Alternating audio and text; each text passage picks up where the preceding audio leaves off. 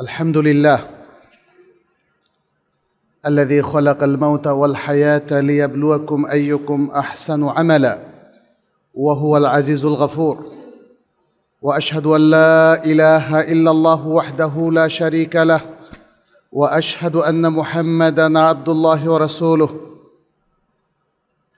اللهم صل وسلم على نبينا محمد وعلى آله وأصحابه الطيبين الطاهرين ومن تبعهم بإحسان إلى يوم الدين أما بعد أيها المسلمون أوصيكم ونفسي بتقوى الله عز وجل فاتقوا الله يا عباد الله اتقوا الله في علنكم وسركم وفي أنفسكم وأزواجكم وأولادكم وعشيرتكم نسأل الله سبحانه أن يجعلنا وإياكم من عباده المتقين ويتقبل منا ومنكم صالح الأعمال إنه ولي ذلك والقادر عليه عباد الله আল্লাহ সুবহানাহু ওয়া তাআলার শুকরিয়া আদায় করছি যিনি আমাদেরকে মুসলিম উম্মার অন্তর্ভুক্ত সদস্য হওয়ার তৌফিক দিয়েছেন আলহামদুলিল্লাহ।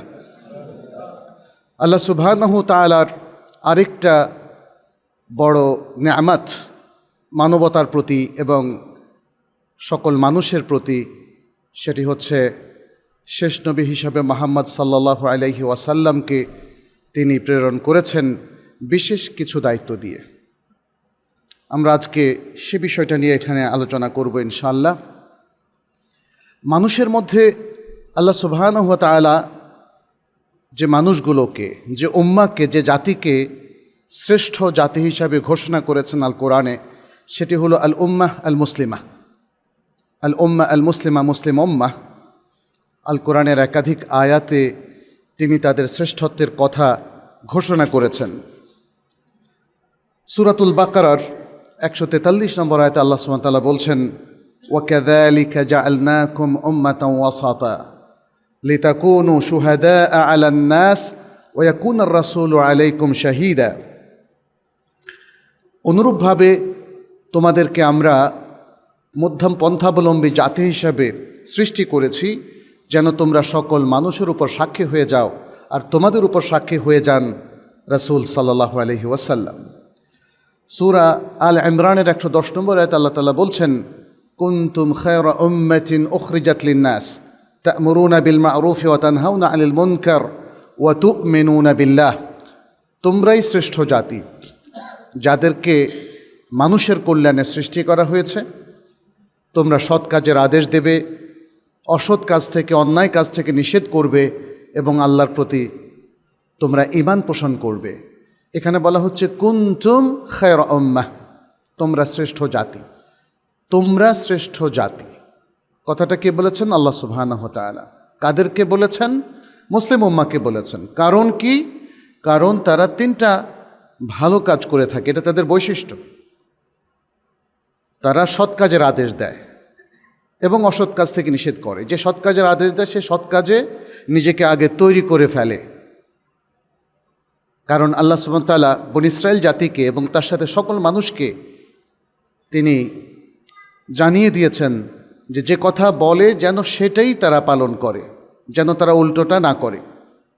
আতা'মুরুনা আন-নাসা বিল বিররি ওয়া তানসাউনা আনফুসাকুম ওয়া আনতুম তাতলুনাল কিতাব। তোমরা কি মানুষকে কল্যাণের, ভালো, পুণ্যের নির্দেশ দিচ্ছ অথচ নিজেদেরকে ভুলে যাচ্ছ, আর তোমরা কিতাব অধ্যয়ন করে থাকো। সূরা সফের মধ্যে আল্লাহ সুবহানাহু ওয়া তাআলা বলছেন, লিমা তাকুলুনা মা লা তাফআলুন। কেন তোমরা এমন কথা বলছো যা তোমরা করছো না? কথা এবং কাজের মধ্যে তোমাদের মধ্যে বৈপরীত্য দেখা যাচ্ছে, অতএব সেটা আল্লাহর পছন্দনীয় নয়। মুসলিম উম্মার প্রথম বৈশিষ্ট্য হচ্ছে আল আমরু বিল মারুফ। তারা সৎ কাজের নির্দেশ দেয়। সৎ কাজের নির্দেশ দেওয়ার অর্থ হচ্ছে সৎ কাজকে তারা নিজেদের জন্য নির্ধারণ করে নিয়েছে। তারা সৎ কাজের বাইরে কোনো অসৎ কাজ করে না। এবং এটা একটা শক্তি, যিনি একজন সৎ মানুষ, সৎ কাজের বাইরে তিনি পা ফেলেন না, তিনিই অথরাইজড ব্যক্তি যিনি সৎ কাজের নির্দেশ দিতে পারেন। যিনি মিথ্যা কথা বলেন, যিনি নিজে ঘুষ খান, মানুষকে বলেন তোমরা ঘুষ খেও না, যিনি নিজে মিথ্যা কথা বলেন, মানুষকে বলেন যে মিথ্যা কথা বলো না, নিজে অসৎ কাজ করেন, মানুষকে বলেন যে অসৎ কাজ করো না, এটা মানুষ অ্যাকসেপ্ট করবে না।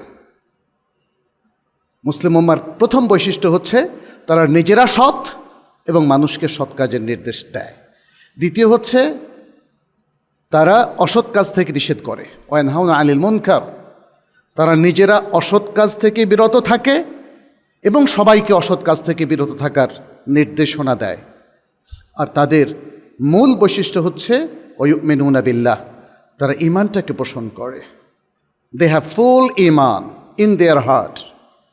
অন্তরে পরিপূর্ণ ঈমান ছাড়া আসলে এই বৈশিষ্ট্যগুলো অর্জন করা যায় না। এবং যাদের অন্তর ঈমানে ভরপুর নয়, তারাই কথায় এবং কাজের মধ্যে বৈপরীত্য সৃষ্টি করে, বলে ভালো করে খারাপ। তো এটা হলো মোমেন এবং মুসলিমদের শ্রেষ্ঠ জাতির অন্তর্ভুক্ত হওয়ার মূল কারণ। আর আল্লাহ সুবহানাহু ওয়া তাআলার পক্ষ থেকে আরেকটা বড় নেয়ামা, মুসলিম উম্মাকে শ্রেষ্ঠ নেয়ামা করার পাশাপাশি সেটি হলো এই উম্মার গাইড হিসাবে তিনি পাঠিয়েছেন কাকে? মুহাম্মদ সাল্লাল্লাহু আলাইহি ওয়াসাল্লামকে। এবং সেটাও যে কত বড় নেয়ামা, আল্লাহর পক্ষ থেকে কত বড় ইহসান, মানবতার প্রতি কত বড় রাহমা, সেটি তিনি বিভিন্ন আয়াতে তুলে ধরেছেন। আল্লাহ সুবহানাহু ওয়া তাআলা বলেন, লাকাদ মান্নাল্লাহু আলাল মুমিনিন, আল্লাহ সুবহানাহু ওয়া তাআলা মুমিনদের উপর কতই না অনুগ্রহ করেছেন। ইয বাআথা ফীহিম রাসূলাম মিন আনফুসিহিম, কারণ তিনি তাদের মধ্য থেকেই একজন রাসূল তাদের ভেতরে প্রেরণ করেছেন। তার কাজ হবে কি? ইয়াতলু আলাইহিম আয়াতিহি ওয়া ইউযাক্কিহিম ওয়া ইউআল্লিমুহুমুল কিতাবা ওয়াল হিকমা। সেই রাসূল আল্লাহর আয়াতগুলোকে তাদের কাছে পাঠ করে শোনাবে এবং তাদেরকে পরিশুদ্ধ করবে এই আয়াতের আলোকে, এবং তাদেরকে আল কিতাব এবং আস-সুন্নাহ শেখাবে। আল কিতাব এবং আল হিকমা, হিকমা মানে প্রজ্ঞা, বাট এখানে হিকমা বলতে সুন্নাহ বোঝানো হয়েছে, কারণ সুন্নাহর মাধ্যমেই কোরআনের মূল জ্ঞানের ভুবনটা উন্মোচিত হয়। কোরআনের ভাষ্যগুলো, কোরআনের ব্যাখ্যাগুলো, কোরআনের মূল বক্তব্যগুলো সুন্নাহর মাধ্যমে মানুষ উপলব্ধি করতে পারে। ফলে সকল প্রজ্ঞা সুন্নাহর মধ্যেই নিহিত কোরআনের পাশাপাশি। সেটি শেখানোর জন্য রাসূলুল্লাহ সাল্লাল্লাহু আলাইহি সাল্লামকে আল্লাহ সুবহানাহু ওয়া তাআলা দায়িত্ব দিয়েছিলেন। এবং তিনি এটাও বলেছেন, ওয়া ইন কানু মিন ক্বাবলু লাফি দালালিম মুবিন, যদিও ইতোপূর্বে রাসূলের আগমনের পূর্বে, ওহী নাজিলের আগে এবং কিতাব এবং সুন্নাহ মানুষকে শেখানোর আগে তারা একটা স্পষ্ট বিভ্রান্তির মধ্যে তারা ছিল। এটা সূরা আলে ইমরানের 164 নম্বর আয়াত। আমরা জানি মুসলিম উম্মার পূর্বপুরুষ হচ্ছেন ইব্রাহিম আলাইহিস সালাম। আল্লাহ তাআলা সে কথাটি এভাবে বলেছেন, মিল্লাতে আবিকুম ইব্রাহিম, তোমাদের মিল্লাতের পিতা হচ্ছেন, পূর্বপুরুষ হচ্ছেন ইব্রাহিম আলাইহিস সালাম। ইব্রাহিম আলাইহিস সালাম তার পরবর্তী বংশধরের মধ্যে যেন ভালো লোকরা আসেন, তারা যেন সুপথ পায় এবং তাদের মধ্যে যেন আল্লাহ সুবহানাহু ওয়া তাআলা একজন রাসূল প্রেরণ করেন, সেই দোয়াটা করেছিলেন। আর সেই দোয়াটা আল্লাহ সুবহানাহু ওয়া তাআলা কোরআনের মধ্যে উদ্ধৃত করেছেন এভাবে, রব্বানা ওয়াবআথ ফীহিম রাসূলাম মিনহুম, হে আমাদের রব, আপনি তাদের থেকেই একজন রাসূল প্রেরণ করুন, ইয়াতলু আলাইহিম আয়াতিক, যিনি তাদের উপর আপনার আয়াতগুলোকে পাঠ করে শোনাবেন, ওয়া ইউআল্লিমুহুমুল কিতাবা ওয়াল হিকমা ওয়া ইউযাক্কিহিম ইন্নাকা আনতাল আজিজুল হাকিম, আর তাদেরকে তিনি আল কিতাব এবং আল হিকমা তিনি শেখাবেন এবং তাদেরকে পরিশুদ্ধ করবেন। এই তেলাওয়াত এবং তালিম, শিক্ষাদান পদ্ধতির মাধ্যমে তিনি তাদেরকে পরিশুদ্ধ করবেন। নিশ্চয় আপনি মহাপরাক্রমশালী এবং প্রজ্ঞাময়। এটি হলো সূরা আল বাকারার 129 নম্বর আয়াত। সূরা আল বাকারার 151 এবং 52 নম্বর আয়াতেও আল্লাহ সুবহানাহু ওয়া তাআলা তিনি সেই কথাটি উল্লেখ করলেন। তিনি এই রাসূলকে প্রেরণ করলেন এবং এই রাসূল যেই জ্ঞান নিয়ে এসেছেন সেই জ্ঞানটা হয়ে গেল সারা বিশ্বের জন্য এভিডেন্স এবং হুজ্জা। বিশ্বের সব মানুষের উপর হুজ্জা কায়েম করা হলো, অতএব আল্লাহ যখন আপনাকে আমাকে প্রশ্ন করবেন জ্ঞান কি পৌঁছেছে, আমরা যদি বলি না পৌঁছেনি, এটা অ্যাকসেপ্টেড হবে না। কারণ সারা বিশ্বময় এই রাসূল সাল্লাল্লাহু আলাইহি সাল্লামের মাধ্যমে আল্লাহ তাআলা এই জ্ঞানকে ছড়িয়ে দিয়েছেন সারা বিশ্বে, এবং এমন একটা হুজ্জাত কায়েম করেছেন যে কোনো মানুষের আর এক্সকিউজ এবং ওদর এখানে কবুল করা হবে না। আল্লাহ সুবহানাহু ওয়া তাআলা বললেন, কামা আরসালনা ফীকুম রাসূলাম মিনকুম, এবার সরাসরি সম্বোধন। অনুরূপভাবে আমরা তোমাদের মধ্যে একজন রাসূলকে প্রেরণ করেছিলাম, মিনকুম, তোমাদেরই মধ্য থেকে, ইয়াতলু আলাইকুম আয়াতিনা, তোমাদের কাছে তিনি আমাদের আয়াতগুলো পাঠ করে শোনাবেন, ওয়ুযাক্কিকুম, এবং তোমাদেরকে পরিশুদ্ধ করবেন। পরিশুদ্ধ করবেন, তোমাদের মধ্যে যে ত্রুটি আছে, যে অন্যায় আছে, যে প্রবৃত্তির পূজা আছে, কিংবা দুর্নীতির প্রতি তোমাদের আকর্ষণ আছে, এসব কিছু থেকে ধুয়ে মুছে তোমাদেরকে তিনি পবিত্র করবেন। এবং এই আয়াতগুলো থেকে আমরা স্পষ্ট হচ্ছি এই পবিত্রতার পথ একটাই, সেটা হচ্ছে শিক্ষা, প্রপার এডুকেশন, শিক্ষা।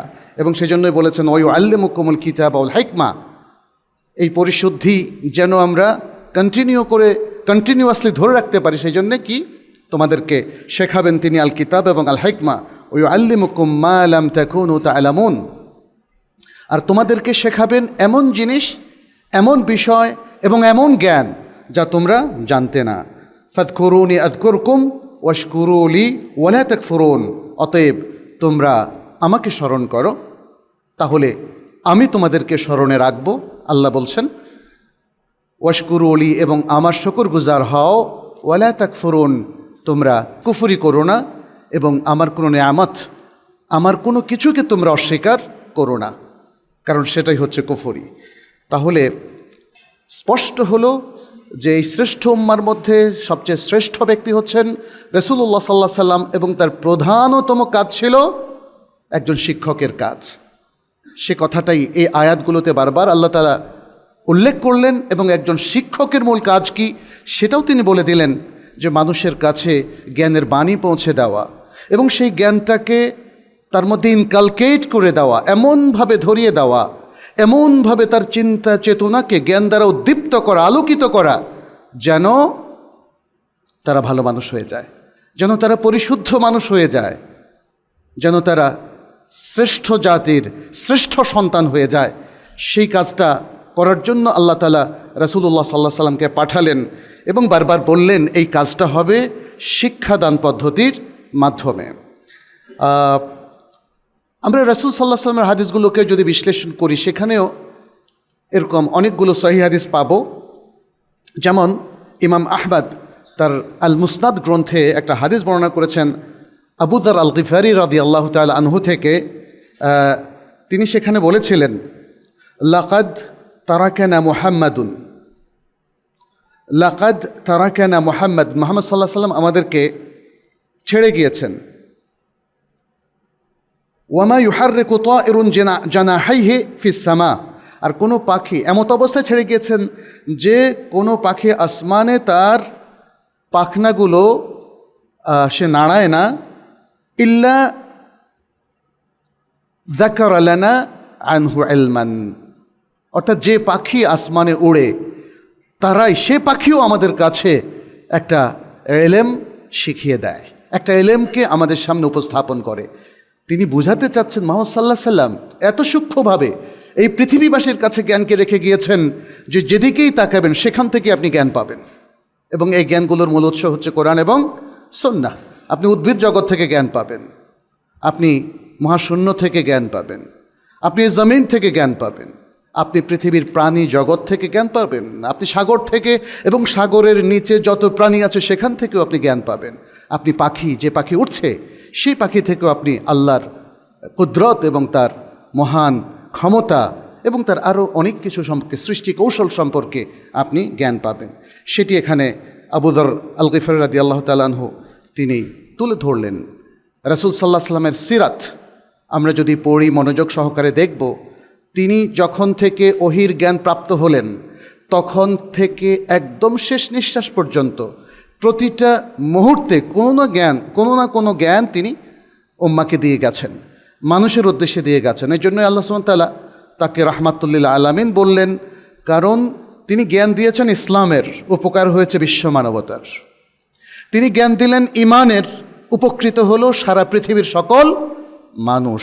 শুধু সকল মানুষ না, বরং সকল সৃষ্টি। তিনি এমন একটা উম্মাহ গঠন করলেন যাদের কাছে সারা পৃথিবীর মানুষ নিরাপদ হয়ে গেল। আজকে আমরা সেই উম্মারই এক্সটেনশন, কিন্তু আজকে আমাদের ভরাডুবি কেন হয়েছে? কারণ রাসূল সাল্লাল্লাহু আলাইহি ওয়াসাল্লামের সেই জ্ঞান থেকে আমরা সরে গিয়েছি, এবং আমাদের শিক্ষকরা রাসূল সাল্লাল্লাহু আলাইহি ওয়াসাল্লামের আদর্শ শিক্ষকের যে গুণাবলী ছিল সেগুলো থেকেও সরে গিয়েছে, যার কারণে শিক্ষাদান পদ্ধতির মধ্যে দেখা দিয়েছে বিপর্যয়, শিক্ষার কারিকুলামের মধ্যে দেখা দিয়েছে বিপর্যয়, ফলে শিক্ষার ফলাফলের মধ্যেও দেখা দিয়েছে বিপর্যয়। সেটা নিয়ে আজকে আমরা একটু কথা বলবো ইনশাআল্লাহ। আরেকটা হাদিস শুধু এখানে উল্লেখ করব, যে হাদিসে রাসূলুল্লাহ সাল্লাল্লাহু আলাইহি সাল্লাম স্পষ্ট করে দিয়েছেন তার মেইন জব, তার মেইন কাজটা ছিল বিশ্ব মানবতার জন্যে তালিম বা শিক্ষা। শিক্ষা দান করার মধ্য দিয়েই তিনি এই পৃথিবীর জন্য যত অবদান সেটা রাখার প্রয়াস পেয়েছিলেন। এখানে দুটো হাদিস আছে, একটি সহিহ মুসলিমের হাদিস জাবির ইবনে আব্দুল্লাহ রাদিয়াল্লাহু তাআলা আনহু থেকে। তিনি বলছেন যে নবী সাল্লাল্লাহু আলাইহি ওয়াসাল্লাম বলেছেন, ইন্নাল্লাহা লাম ইয়াবআথনি মুআন্নিতান ওয়ালা মুতাআন্নিতান ওয়ালাকিন বাআথানি আল্লাহু মুআল্লিমান ওয়া মুয়াসসিরান। আল্লাহ সুবহানাহু ওয়া তাআলা তিনি আমাকে উগ্র এবং কঠোর মনোভাবাসম্পন্ন লোক হিসাবে পাঠান নাই, তিনি আমাকে পাঠিয়েছেন বরং একজন শিক্ষক হিসাবে, এবং যাতে করে জীবনের সব কিছু মানুষের জন্য আমি সহজ করে দিই। আমরা রাসূল সাল্লাল্লাহু আলাইহি ওয়াসাল্লামের জীবনে তাই দেখেছি। ইসলাম পালনটাকে তিনি ইজি করে দিয়েছেন। বনী ইসরাঈলের ইসলাম পালন ছিল অনেক কঠিন, তাই না?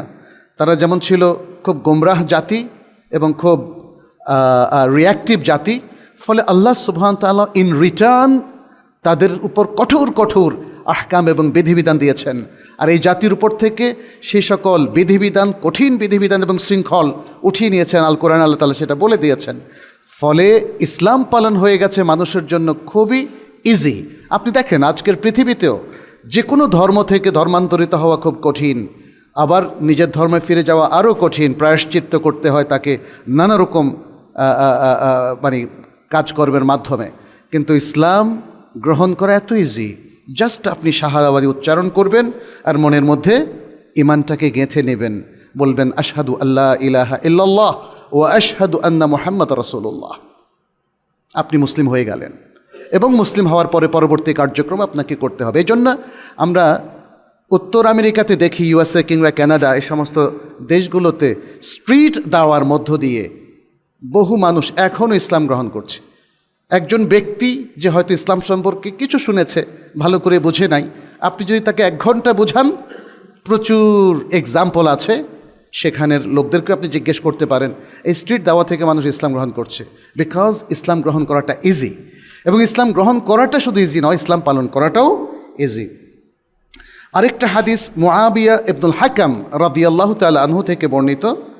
তিনি একটা দীর্ঘ হাদিসের মধ্যে বলেছেন, যেখানে তিনি সালাতের মধ্যে কথোপকথন করেছেন, এমন কিছু করেছেন আশেপাশের অন্য মুসল্লিরা তাকে চোখ রাঙিয়েছিল অথবা তাকে কিছু শাস্তি দিতে তারা উদ্যত হয়েছিল, কিন্তু রাসূল সাল্লাল্লাহু আলাইহি সাল্লাম পরবর্তীতে তার প্রতি যে সহানুভূতিশীল আচরণ করলেন এবং তাকে যেভাবে শেখালেন, সেই শেখানোতে তিনি উদ্বুদ্ধ হয়ে, অনুপ্রাণিত হয়ে তিনি একটা চমৎকার উক্তি করেছিলেন।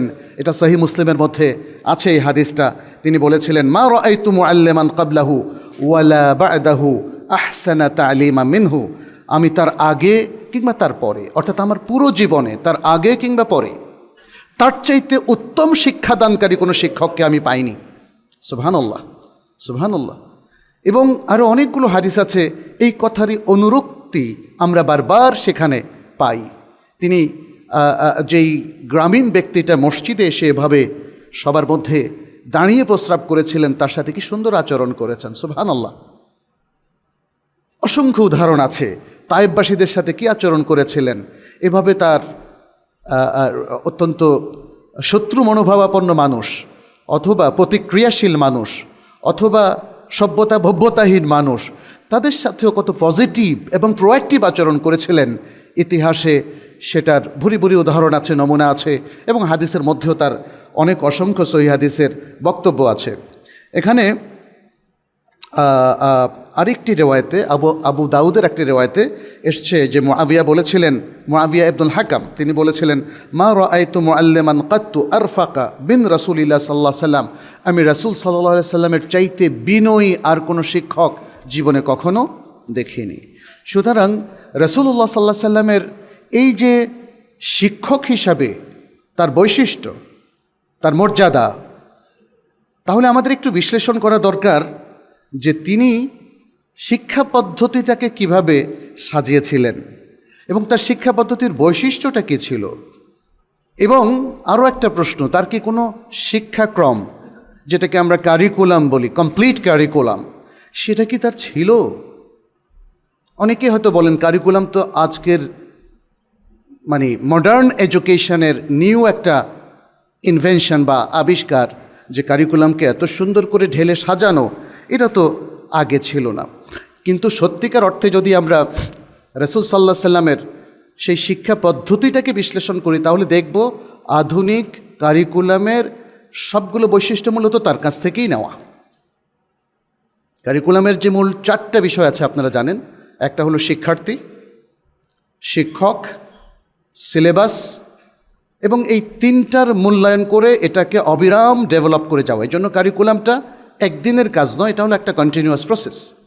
এটা প্রতি বছর এভালুয়েট করার পর আবার মূল্যায়ন হবে, আবার হবে, এবং এর কোনো শেষ নেই, কারণ উন্নয়নের কোনো শেষ নেই। রাসূল সাল্লাল্লাহু আলাইহি সাল্লাম ঠিক এমনভাবে তার কারিকুলামটা সাজিয়েছেন, ফলে একটু ছোট্ট কম্পেয়ার যদি আমরা করি, তাহলে দেখব যে আজকের শিক্ষা কারিকুলাম আমাদের জাতি গঠনের ক্ষেত্রে কতটা পজিটিভ ফলাফল দিচ্ছে।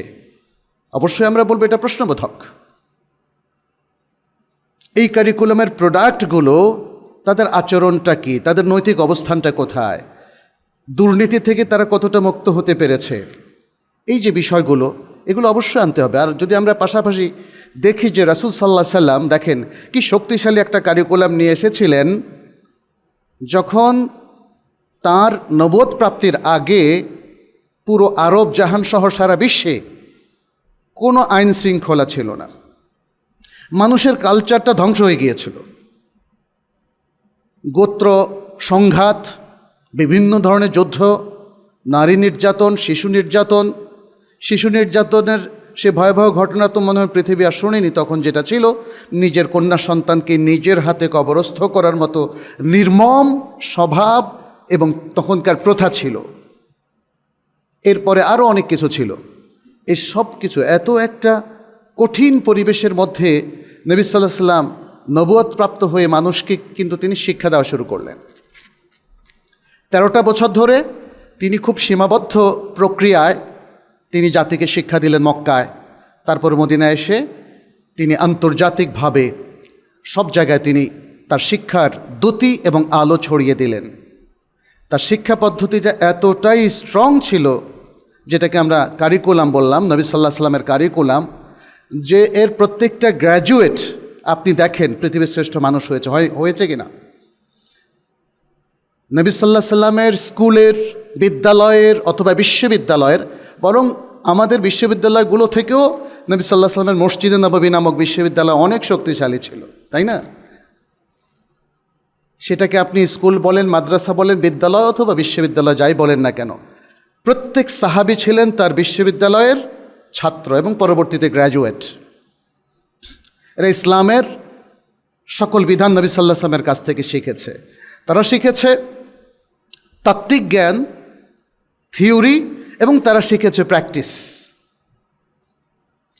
যেটাকে আমরা বলি তালিম এবং তারবিয়াত। এই তাত্ত্বিক জ্ঞানের পাশাপাশি প্র্যাকটিক্যাল বা ব্যবহারিক জ্ঞান, এটা খুব ইম্পর্ট্যান্ট। নৈতিক মান আজকে কেন অর্জিত হচ্ছে না, তাই না? এই প্রশ্নটা আমরা বলি। আপনি নাটকে যদি সুন্দর একটা ঘটনা দেখেন, অথবা গানের কলির মধ্যে মিউজিকের সাথে সাথে সুন্দর কিছু শব্দোচ্চারণ করেন, কিছুক্ষণ আপনাকে উদ্বেলিত করবে, কিন্তু এর পরবর্তী ফলাফলটা খুবই খারাপ, কারণ এই জগতের মানুষগুলোর ক্যারেক্টার, তাদের আচার আচরণ এটাই প্রমাণ করে যে গানের কলি সুন্দর হলেও, নাটকের ভাষ্য সুন্দর হলেও আসলে জগৎটা কলুষিত, অশ্লীল, অনৈতিক সম্পর্কে ভরা। আর রাসূল সাল্লাল্লাহু আলাইহি সাল্লামের এর বিপরীতে আমরা কি দেখি? সুন্দর, সুবহানাল্লাহ। প্রত্যেকটা মানুষ তার অতীত জীবনের সকল কলুষতা থেকে মুক্ত হয়েছেন কি না? সকল সাহাবী শুধু তা হননি, বরং পৃথিবীর শ্রেষ্ঠ মানুষ হয়ে গেলেন, শ্রেষ্ঠ প্রজন্ম হয়ে গেলেন। আর মুসলিম উম্মার কাছে তারা হয়ে গেলেন সবচেয়ে বিশ্বস্ত রোল মডেল এবং সবচেয়ে চরিত্রবান মানুষ। সুবহানাল্লাহ। কিভাবে সম্ভব হলো? কিভাবে সম্ভব হলো এরকম একটা প্রজন্ম তৈরি হওয়া আরবের এরকম কলুষিত একটা পরিবেশ থেকে? সেটা হলো মহানবী সাল্লাল্লাহু আলাইহি সাল্লামের শিক্ষার মাধ্যমে। মহানবী সাল্লাল্লাহু আলাইহি সাল্লামের শিক্ষার মাধ্যমে আজকে আমরা তার সিরাত নিয়ে আলোচনা করি। বিশেষ করে রবিউল আউয়াল মাস আসলেই বিভিন্ন রকম আলোচনা শুরু হয়ে যায়। কিন্তু আসলে গল্প বলার মধ্যে কি ফায়দা? আজকে আমাদের আলোচনা হওয়া উচিত নবী সাল্লাল্লাহু আলাইহি সাল্লামের মেইন প্রোগ্রামটা নিয়ে, শিক্ষা নিয়ে, যে শিক্ষার মাধ্যমে একটা জাতি উন্নতির শিখরে উঠতে পারে, যে শিক্ষার মাধ্যমে একটা জাতি নৈতিকতা বোধকে যে হারিয়ে ফেলেছিল সেই নৈতিকতা বোধকে আবারও সে উচ্চকিত করতে পারে, আবারও তরুণদের মধ্যে, বয়োবৃদ্ধদের মধ্যে, সবার মধ্যে সেই সুন্দর আদর্শ ফিরিয়ে আনতে পারে। আমরা যখন দেখলাম মুসলিম জনপদগুলো এই মহান শিক্ষা থেকে একটু মুখ ফিরিয়ে নিয়েছে, তারা পাশ্চাত্য শিক্ষার দিকে এগিয়ে গেছে, যেখানে নৈতিকতার জায়গাটা খুবই সীমাবদ্ধ এবং ক্ষীণ, এবং অবশ্যই সেটা ওহীনির্ভর নৈতিকতা নয়। এই জন্য পাশ্চাত্যের বিশ্ববিদ্যালয়গুলোতে দেখেন কি পরিবেশ সেখানে। 31st নাইট কি আপনারা কখনো ছিলেন আমেরিকান, কানাডিয়ান অথবা ইউরোপিয়ান কোনো ইউনিভার্সিটিতে? তাহলে যারা ছিলেন তারা জানেন যে কি হয় সেগুলোতে, অশ্লীলতার কি প্লাবন সেখানে তৈরি হয়। সুবহানাল্লাহ, আল্লাহ আমাদেরকে রক্ষা করুন। তাহলে আধুনিক শিক্ষা নৈতিকতার খুব সামান্য কিছুকেই স্থান দিয়েছে, কিন্তু ইসলাম টোটাল একটা মরালিটিকে ধারণ করে। ফলে ইসলাম শিক্ষার সাথে মরালিটিকে এবং জীবনের সাথে এক্সপেরিয়েন্সকে এবং উন্নয়নের সাথে নৈতিকতাকে এত চমৎকারভাবে ইন্টিগ্রেট করেছে, সমন্বয় করেছে, যে ব্যক্তি ইসলামের প্রকৃত শিক্ষা পেয়েছে সে দুনিয়ার শ্রেষ্ঠ মানুষ হয়ে গেছে। আপনারা খেয়াল করে দেখবেন যে ইসলামের ইতিহাসে মুসলিম মনীষীরা একাধারে নানা ধরনের পাণ্ডিত্য তারা অর্জন করেছিলেন, এবং তাদের এই পাণ্ডিত্যগুলো ছিল প্র্যাকটিক্যাল লাইফের জন্য খুবই কল্যাণকর এবং উপযোগী। ফলে একদিকে তাদের হাদিস শাস্ত্র বা তাফসীর শাস্ত্রের জ্ঞানটা তারা কনভার্ট করেছিলেন চমৎকার মোরালিটির মধ্যে। অন্যদিকে দেখুন, তারা যদি ভূগোলের মধ্যে যান, জ্যামিতি কিংবা ম্যাথ অথবা সায়েন্স কিংবা মেডিকেল সায়েন্স কিংবা কৃষিবিজ্ঞান, সব জায়গাতেই তাদের বিশাল একটা অবদান, ইতিহাসে সেগুলো স্বর্ণাক্ষরে লেখা আছে। তাহলে এটা থেকে আমরা সহজেই কনক্লুড করতে পারি যে রাসূল সাল্লাল্লাহু আলাইহি সাল্লামের সিরাতের সবচেয়ে গুরুত্বপূর্ণ পার্ট হচ্ছে তার শিক্ষাদান পদ্ধতি। এখানে রাসূল সাল্লাল্লাহু আলাইহি সাল্লামের ক্যারিকুলাম তৈরির হিস্ট্রি এবং ইতিহাসটা আমাদেরকে জানতে হবে, এবং কিভাবে তিনি সেটাকে অ্যাপ্লাই করেছিলেন, কিভাবে সমাজের মধ্যে সেটাকে বাস্তবায়ন করেছিলেন। সকল স্কুল, কলেজ, বিশ্ববিদ্যালয়, সেই সময় যে ধরনের স্কুল, কলেজ, বিশ্ববিদ্যালয় ছিল সেগুলোতে, ফলে মক্কা, মদিনা এবং হিজাজ এবং এর পাশাপাশি আপনি দেখবেন যে আরও যে সমস্ত জায়গাগুলো মুসলমানরা আলোকিত করেছিলেন, সেই সকল জায়গায় শিক্ষার এই দীপ্তি কি করে তারা ছড়িয়ে দিয়েছিলেন সে বিষয়টা আমরা মনে হয় একটু ভালো করে লক্ষ্য করলেই বুঝতে পারব। তাহলে সিরাত অধ্যয়নের যে বিষয়টা, সেখানে রাসূল সাল্লাল্লাহু আলাইহি সাল্লামের শিক্ষা জীবনের বা শিক্ষাদান পদ্ধতির ইতিহাস বা সিরাত, এটা আমাদের জন্য খুব গুরুত্বপূর্ণ। এখানে একটা জিনিস আমরা দেখি যে কারিকুলামের মধ্যে যে কোনো বিষয়, এমনকি সেটা প্রতিদিনের ক্লাসের মধ্যেও যেটাকে আমরা কনভার্ট করি, সেই জায়গায় কিন্তু লক্ষ্যটা বেশ গুরুত্বপূর্ণ। লক্ষ্য, কেন শেখাচ্ছি, আজকের এই লেসনের উদ্দেশ্যটা কী, এবং এই উদ্দেশ্যের আলোকে যে কন্টেন্টটা আমরা রেডি করেছি তার শিখন ফলটা কী। এখন যে ইউনিভার্সিটি অ্যাক্রেডিটেশন কাউন্সিল আছে, তারাও কিন্তু এই ধরনের লক্ষ্যভেদী শিক্ষার কথা বলে, কিন্তু মনে রাখতে হবে আমরা যারা মুসলিম, আমাদের রাসূল সাল্লাল্লাহু আলাইহি সাল্লাম যে লক্ষ্যটা ফিক্স করে দিয়েছিলেন সেটাকে ইগনোর করে যদি অন্য ধর্মের, অন্য জাতির কিংবা পাশ্চাত্যের লোকদের তাদের লক্ষ্যটাকে আপনার জায়গায় এসে বসান, তাহলে মুসলিম প্রোডাক্টটা কিন্তু একটু চেঞ্জ হয়ে যাবে, একটু না অনেক চেঞ্জ হয়ে যাবে। এবং সেটাই হচ্ছে, মুসলিমরা আর ইসলামের ভাষায় কথা বলবে না, মুসলিমরা আর কোরআনের ভাষায় কথা বলবে না, মুসলিমরা আর হাদিসের ভাষায় কথা বলবে না। যেই মহান লক্ষ্যে আল্লাহ সুবহানাহু ওয়া তাআলা নবী সাল্লাল্লাহু আলাইহি সাল্লামকে পাঠালেন এই ধরাধামে, আজকের এই গ্র্যাজুয়েটরা সেই সাহাবাদের ভাষায় আর কথা বলবে না, সেই লক্ষ্যকে ধারণ করবে না, যদি আমরা এই লক্ষ্যটাকে নিজেদের লক্ষ্যের মধ্যে আনয়ন করতে না পারি। এই জন্য কারিকুলামের মধ্যে লক্ষ্যটা, অবজেক্টিভস, এটা খুব গুরুত্বপূর্ণ। আপনার লেসন বা আপনার শেখার বা টোটাল এডুকেশনের মূল লক্ষ্যটা কি? এখানে আমরা দেখি যে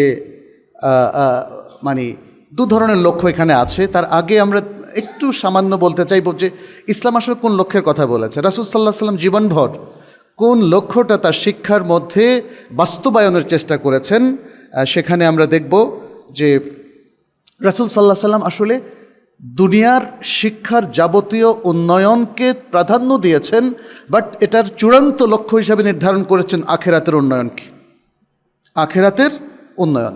যেহেতু মুসলিম মাত্রেই আখিরাতে বিশ্বাসী, ওয়াবিল আখিরাতি হুম ইউকিনুন, ফলে আখিরাতের উন্নয়নকে ইগনোর করে দুনিয়ার উন্নয়ন কখনোই ভালো হতে পারে না। মনে রাখবেন, মুসলিম তার আখিরাতকে যদি ইগনোর করে তাহলে দুনিয়ার উন্নয়ন ব্যাহত হবে, তখন দুনিয়ার উন্নয়ন লোক দেখানো হবে, এর মধ্যে প্রচুর দুর্নীতি হবে এবং প্রকৃত দুনিয়ার উন্নয়নটা হবে না। কিন্তু যেই জেনারেশন, যেই প্রজন্ম আখিরাতের উন্নয়নকে মূল লক্ষ্য হিসাবে নির্ধারণ করবে, সে দুনিয়ার উন্নয়নের মধ্যে কোনো দুর্নীতি করবে না, অন্যায় করবে না। কারণ যদি অন্যায় করে তাহলে তো তার আখিরাতের উন্নয়ন ব্যাহত হবে। কিন্তু সেই শিক্ষাটা তো আসতে হবে। আপনি একজন ডাক্তার হয়েছেন, একজন ইঞ্জিনিয়ার, একজন আইটি বিশেষজ্ঞ হলেন, অথবা যে কোনো একটা সাবজেক্টের এক্সপার্ট হলেন, আপনার উদ্দেশ্যটা কি? আপনার উদ্দেশ্যটা যদি হয় দুনিয়াদারি, তাহলে কিন্তু আপনার মোরালিটিকে আপনি কোনো দিন অর্জন করতে পারবেন না। আর আপনার উদ্দেশ্যটা, মেইন উদ্দেশ্যটা যদি হয় অ্যাজ এ মুসলিম, আমি আমার আখিরাতকে ঠিক রেখে দুনিয়া চালাবো, আমার আখিরাতকে আমি নষ্ট করব না, বিকজ ওটাই আমার সবচেয়ে প্রেশাস, আমার মূল লক্ষ্যে আঘাত করে আমি আমার জীবনের কোনো অংশকে পরিচালিত করব না। যদি এইটাই হয়, তাহলে আপনার চাইতে সৎ কোনো ব্যক্তি এই জমিনে আর পাওয়া যাবে না। আমরা দেখি যে আল্লাহ সুবহানাহু ওয়া তাআলা তিনিও এই লক্ষ্যটা নির্ধারণ করার জন্য বারবার আমাদেরকে বলেছেন, যেমন সূরা আল ইমরানের 152 নম্বর আয়াতে, মিনকুম মান ইউরিদুদ দুনিয়া ওয়া মিনকুম মান ইউরিদুল আখিরাহ, তোমাদের মধ্যে এমন লোক রয়েছে যারা দুনিয়া চায় এবং তোমাদের মধ্যে এমন লোক রয়েছে যারা আখিরাত চায়। এটা সত্য কথা বলেছেন, আর সত্য কথা তো আল্লাহ বলেনি। তাহলে আমাদের মধ্যে একদল লোক দুনিয়া ছাড়ার কিছুই চায় না। কিন্তু দুনিয়া কি স্থায়ী? দুনিয়া কি আপনি যা চান তাই দিয়ে দেবে? না। আর যদি আপনি আখিরাত চান, আখিরাত চাওয়ার মধ্যে আপনার একটা চমৎকার ইমেজ গড়ে উঠবে পৃথিবীবাসীর কাছে এবং আল্লাহর কাছে, যে আখিরাত চায়, তার পক্ষে দুনিয়াতে দুর্নীতি করা, অন্যায় করা, অশ্লীলতার মধ্যে অবগাহন করা এটা সম্ভব হয় না। ফলে সে একজন সাফসুতরা পবিত্র মানুষ হয়। পবিত্র মানুষকে আসলে সবাই ভালোবাসে। আচ্ছা, এখানে আরেকটা আয়াত, এটা হজের একটা আয়াত, সেখানে আল্লাহ তাআলা বলছেন, ফামিনান নাস মান ইয়াকুলু রব্বানা আতিনা ফিদ দুনিয়া ওয়া মা লাহু ফিল আখিরাতি মিন খালাক। মানুষের মধ্যে একদল আছে যারা বলে, হে আমাদের রব, আমাদেরকে শুধু দুনিয়া দেন, দুনিয়া চাই, দুনিয়ার ক্ষমতা চাই, বিত্ত চাই, বৈভব চাই, দুনিয়ার ঐশ্বর্য চাই, আর কিছু চাই না। আল্লাহ বলছেন, ওয়া মা লাহু ফিল আখিরাতি মিন খালাক, আখিরাতে তার জন্য আর কোনো অংশ থাকবে না। সে দুনিয়া চেয়েছে, আল্লাহ দুনিয়া দিয়েছেন, বাস আখিরাতের জন্য সে আর কাজ করার তৌফিক প্রাপ্তও হবে না, ফলে আখিরাতে তার কোনো আর হিস্সা থাকবে না। ওয়ামিনহুম মান ইয়াকুলু রব্বানা আতিনা ফিদ দুনিয়া হাসানাহ ওয়া ফিল আখিরাতি হাসানাহ ওয়া কিনা আযাবান নার। আর মানুষের মধ্যে একদল লোক এমন যারা বলে, হে আমাদের রব, আমাদেরকে দুনিয়াতে কল্যাণ দিন এবং আখিরাতেও কল্যাণ দিন। আল্লাহ বলছেন উলাইকা লাহুম নাসীবুম মিম্মা কাসাবু ওয়াল্লাহু সারিউল হিসাব। তারা হলো সেই সব লোক, সেই প্রজন্ম যাদের জন্যে থাকবে তারা যা অর্জন করেছে তার অংশ। আল্লাহ তার কোনো কিছু বাতিল করবে না, কারণ দুনিয়ার সমস্ত কাজের মাধ্যমে সে আখিরাতের মূল লক্ষ্যকে ইগনোর করে নাই, উপেক্ষা করে নাই। ফলে এই দুনিয়াদারির তার সব কাজ আজকে তার জন্য রিজার্ভ রাখা হবে। আখিরাতে তার প্রত্যেকটা ফলাফল সওয়াব সে অর্জন করবে। আল্লাহু সারিউল হিসাব, আর আল্লাহ দ্রুত হিসাব গ্রহণ করে। আল্লাহ দ্রুত হিসাব গ্রহণকারী, দুনিয়ার হাইসিয়াতে হোক আর আখিরাতের হাইসিয়াতেই হোক। তাহলে এখানে আল্লাহ তাআলা তুলনামূলক একটা চিত্র তুলে ধরেছেন। যারা শুধু দুনিয়ার জন্য কাজ করে, দুনিয়া যাদের চূড়ান্ত লক্ষ্য, কি তাদের পরিণতি, এবং যারা দুনিয়া এবং আখিরাত উভয়ের মধ্যে সমন্বয় করে কাজ করে, যেটা মূলত আল্লাহ সুবহানাহু ওয়া তাআলার ওহির দেওয়া প্রোগ্রাম এবং এডুকেশন, এবং তাদের কি সফলতা সেটি এখানে আল্লাহ সুবহানাহু ওয়া তাআলা তুলে ধরেছেন। এখানে নবী সাল্লাল্লাহু আলাইহি সাল্লাম এবং তার সাহাবায়ে কেরাম তারা দুনিয়া এবং আখিরাতের সমন্বয় করার লক্ষ্যকে সামনে রেখেই তারা কাজ করেছেন, এডুকেশনের কারিকুলামটা সাজিয়েছেন, এবং চূড়ান্ত লক্ষ্য হিসাবে এখানে আখিরাতের লক্ষ্যটাই এখানে নবী সাল্লাল্লাহু আলাইহি ওয়াসাল্লাম নির্ধারণ করেছিলেন। তার অনেকগুলো সুন্দর উদাহরণ আমি এখানে পেশ করতে চাই হাদিস থেকে। নবী সাল্লাল্লাহু আলাইহি ওয়াসাল্লাম যখন প্রকাশ্য দাওয়াতি কার্যক্রম মক্কায় শুরু করেন, এবং তিনি এই ঘোষণাও করেছিলেন যে ইসলামের লক্ষ্য কী হওয়া উচিত। তিনি যখন প্রকাশ্যে সবার কাছে, প্রথমত তিনি ছোট্ট আকারে দাওয়াত দিয়েছিলেন তার আত্মীয়দের মধ্যে। এরপরে যখন আত্মীয়দের মধ্যে প্রায় সবাই দাওয়াতটা পেলেন, তারপর আত্মীয়দের বাইরে দাওয়াত দিলেন। আত্মীয়দের বাইরে দাওয়াত দেওয়া মানে প্রকাশ্যে দাওয়াত দেওয়া, কারণ আত্মীয়দের বাইরে সবাই প্রকাশ্যে মানে আলাদা লোক, আলাদা, মানে তখন আপনাকে সোশ্যালি সবার সামনে উন্মুক্ত হতে হয়, এটাকে বলা হয় প্রকাশ্য দাওয়া। নবী সাল্লাল্লাহু আলাইহি ওয়াসাল্লাম যখন দাওয়া শুরু করলেন, দেখেন তিনি কি বলেছিলেন। যখন নবী সাল্লাল্লাহু আলাইহি ওয়াসাল্লাম বলেছিলেন, হে কুরাইশ সম্প্রদায়, তোমরা নিজেদেরকে জাহান্নামের অগ্নি থেকে বাঁচাও। হে বনি কাব সম্প্রদায়, তোমরা নিজেদেরকে জাহান্নামের আগুন থেকে বাঁচাও। হে ফাতিমা বিনতে মুহাম্মদ, নিজের কন্যাকে বললেন, তুমি নিজেকে জাহান্নামের অগ্নি থেকে বাঁচাও। আল্লাহর কসম, আমি তোমাদের কোনোই কাজে আসবো না, আমি বাবাও তোমার কোনো কাজে আসবো না যদি তুমি নিজেকে জাহান্নামের মতো জাহান্নাম থেকে বাঁচানোর কর্মসূচি নিজে না নাও। তাহলে নবী সাল্লাল্লাহু আলাইহি ওয়াসাল্লাম দেখেন, এটাও একটা এডুকেশন। তিনি যে মেসেজটা দিলেন এটাও একটা এডুকেশন। ফলে তিনি সবাইকে জানিয়ে দিলেন যে তোমাদের মেইন কাজ হচ্ছে to protect yourselves from the hell fire. জাহান্নাম থেকে বাঁচানোটাই তোমাদের মেইন কাজ। এটা তিনি তাদেরকে এভাবে এডুকেট করলেন, এবং প্রথম মেসেজটা জাতির উদ্দেশ্যে তিনি দিলেন। আমাদের জাতির উদ্দেশ্যের ভাষণগুলোর মধ্যে কি এমন আছে যে হে জাতির লোকেরা, আপনারা নিজেদেরকে জাহান্নামের আগুন থেকে বাঁচান? যদি কেউ আজকে নাও দেয়, আমরা রাসূল সাল্লাল্লাহু আলাইহি ওয়াসাল্লামের সেই জাতির উদ্দেশ্যের ভাষণ থেকে সেটা জানলাম। সাহাল ইবনে সাদ রাদিয়াল্লাহু তাআলা আনহু বলেন, আমরা খন্দকের যুদ্ধে রাসূলুল্লাহ সাল্লাল্লাহু আলাইহি ওয়াসাল্লামের সাথে ছিলাম। সাহাবাগণ তখন মাটি খোঁড়ার কাজ করছিলেন। আমরা আমাদের কাঁধে মাটি বহন করছিলাম। রাসূলুল্লাহ সাল্লাল্লাহু আলাইহি ওয়াসাল্লাম বললেন, হে আল্লাহ, আখিরাতের জীবন ছাড়া আর কোনো জীবন নেই, সুতরাং আপনি আনসার ও মুহাজিরদেরকে ক্ষমা করে দিন। প্রকাশ্যে এটা মানুষকে বললেন, যেন সবাই এই যুদ্ধে জেতা এবং যুদ্ধে জেতার মাধ্যমে পার্থিব যে উন্নয়ন, এর সব কিছুকে আখিরাতের সাথে যেন সবাই রিলেট করেন, যেন একথা ভুলে না যান যে আমার তো বিজয় হয়েছে, এখন খাও দাও ফুর্তি করো। নো, আমাদেরকে রিলেট করতে হবে each and everything with the আখিরাহ, দ্য লাইফ হিয়ার আফটার। এটার সাথে আমাদেরকে রিলেট করতে হবে। জাহান্নামের শাস্তি থেকে মুক্তি লাভ এবং জান্নাতে প্রবেশের আমল সম্পর্কেও সাহাবায়ে কেরামের অত্যন্ত আগ্রহ ছিল। তারা রাসূল সাল্লাল্লাহু আলাইহি ওয়াসাল্লামের কাছে এসে জিজ্ঞেস করতেন, ইয়া রাসূলুল্লাহ, জান্নাতের যে আমলগুলো আছে এগুলো আমাদেরকে জানিয়ে দেন, আমাদেরকে একটু জানিয়ে দেন, আমাদেরকে বলে দেন যে এমন কি আমল আছে যে আমলগুলো করলে, যে অ্যাকশনগুলো বাস্তবায়ন করলে আমরা জান্নাতে যাব। রাসূল সাল্লাল্লাহু আলাইহি ওয়াসাল্লাম তাদেরকে সেটা শিখিয়ে দিয়েছিলেন। এভাবে অনেকগুলো হাদিস আছে। জাবের ইবনে আব্দুল্লাহ এই হাদিস যেগুলো আমি বললাম সবগুলোই বিশুদ্ধ হাদিস। জাবের ইবনে আব্দুল্লাহ রাদিয়াল্লাহু তাআলা আনহুর আরেকটা হাদিস এসেছে, এক ব্যক্তি রাসূল সাল্লাল্লাহু আলাইহি ওয়াসাল্লাম জিজ্ঞেস করলেন, যদি আমি ফরজ সালাতসমূহ আদায় করি রমাদানের সিয়াম পালন করি, হালালকে হালাল এবং হারামকে হারাম বলি এবং এর অতিরিক্ত আর কোনো আমল না করি, তাহলে কি আমি জান্নাতে প্রবেশ করতে পারবো? রাসূল সাল্লাল্লাহু আলাইহি ওয়াসাল্লাম কি বলেছিলেন? বলেছিলেন নাম, হ্যাঁ, তুমি জান্নাতে প্রবেশ করতে পারবে। কি চমৎকার এডুকেশন দেখছেন।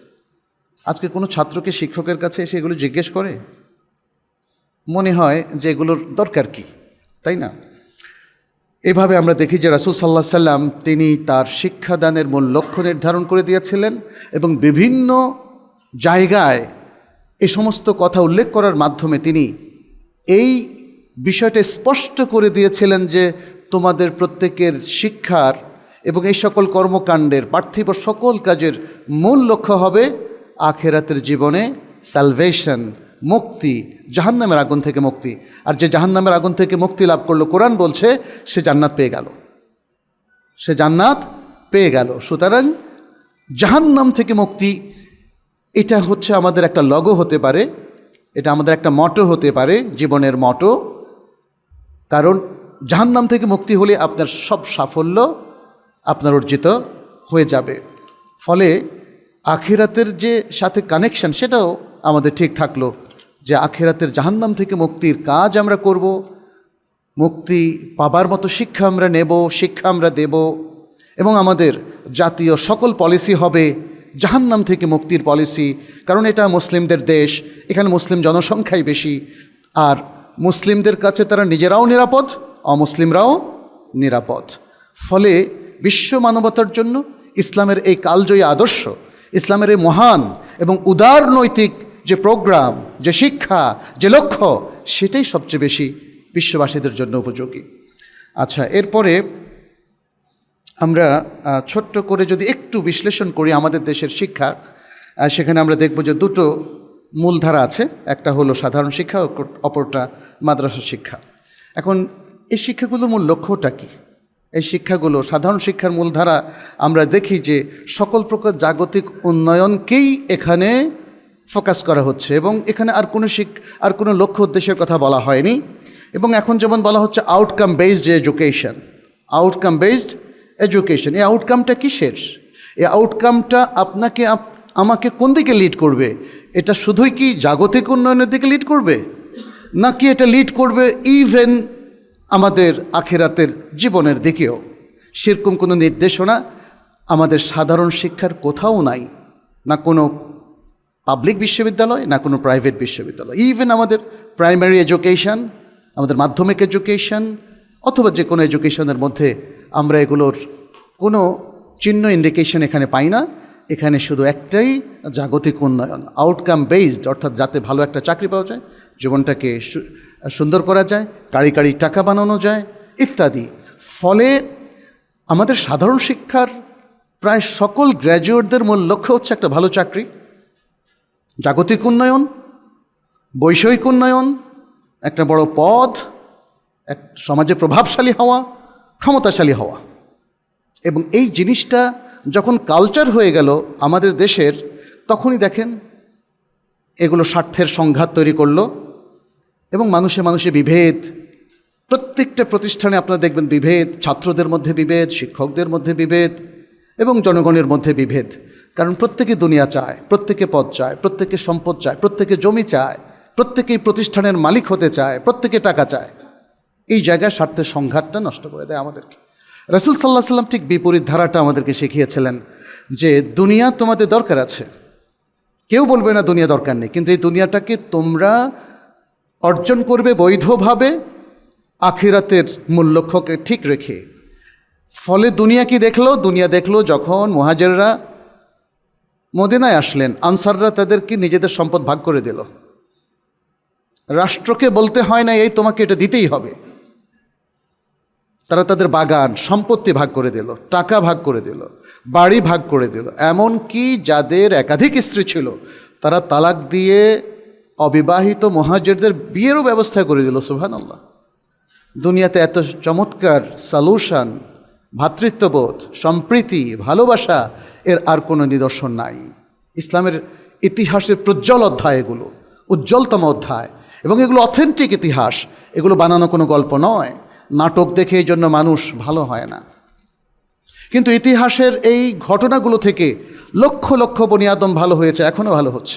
এমনকি অমুসলিমরাও ইতিহাসের এই ঘটনাগুলো জেনে তাদের জৌলুসময় জীবন বাদ দিয়ে সাধারণ সিম্পল ইসলামিক লাইফ মেনটেন করার জন্য তারা, কারণ সেখানে শান্তি, তারা ইসলাম গ্রহণ করছে। আমরা পাশাপাশি মাদ্রাসার শিক্ষার মধ্যেও আমরা দেখি যে এটা সোললি ইসলামিক এডুকেশন, বাট এখানে অনেক সংস্কারের প্রয়োজন আছে, অনেক সংস্কারের প্রয়োজন আছে।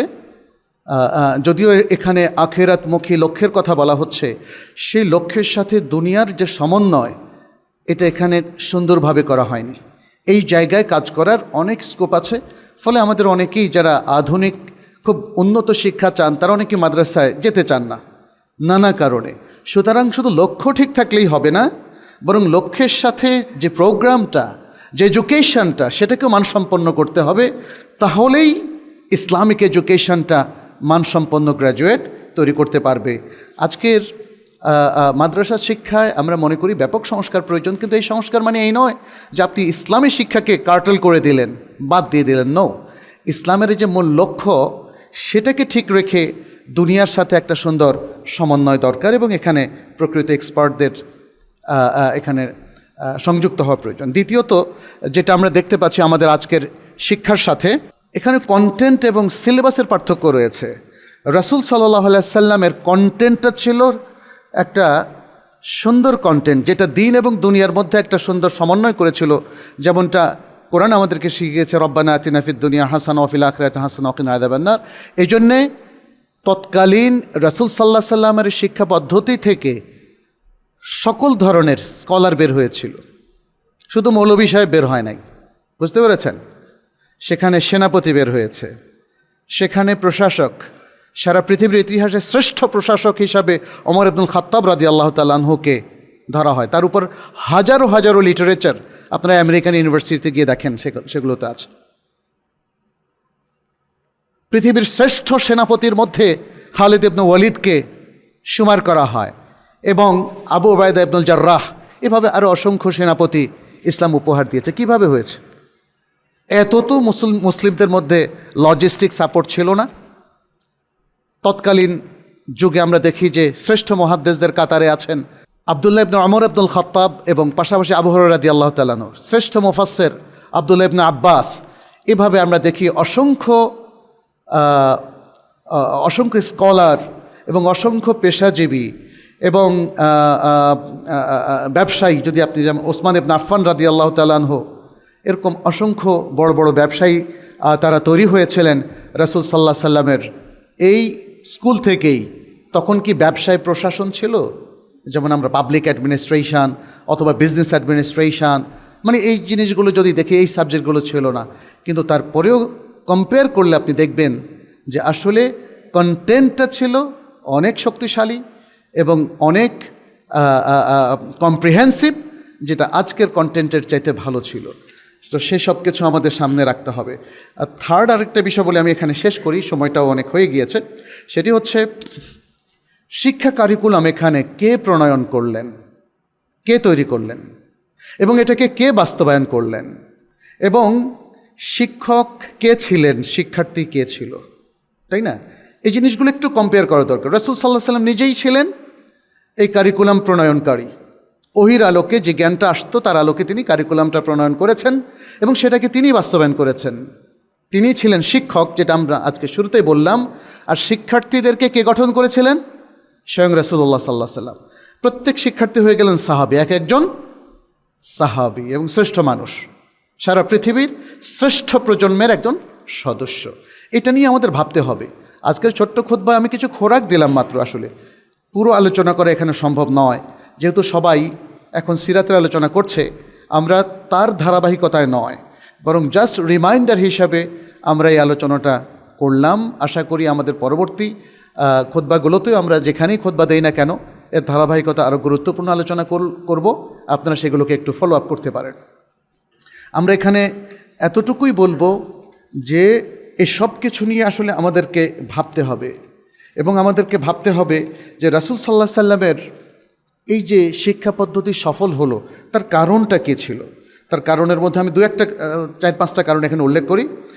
এর এক নম্বর কারণ ছিল এই শিক্ষাক্রম, কারিকুলামের একটা সুস্পষ্ট লক্ষ্য ছিল, যেটা ছিল পৃথিবীর ইতিহাসের সবচেয়ে মহান, শ্রেষ্ঠ এবং সবচেয়ে কল্যাণকামী। দ্বিতীয় ছিল এই শিক্ষা ছিল সুনির্দিষ্টভাবে বৈশিষ্ট্যমণ্ডিত, এবং তা হচ্ছে দিন ও দুনিয়া উভয় জগতের মানবতার জন্য যেটা কল্যাণ, তার মধ্যে একটা সুন্দর সমন্বয়।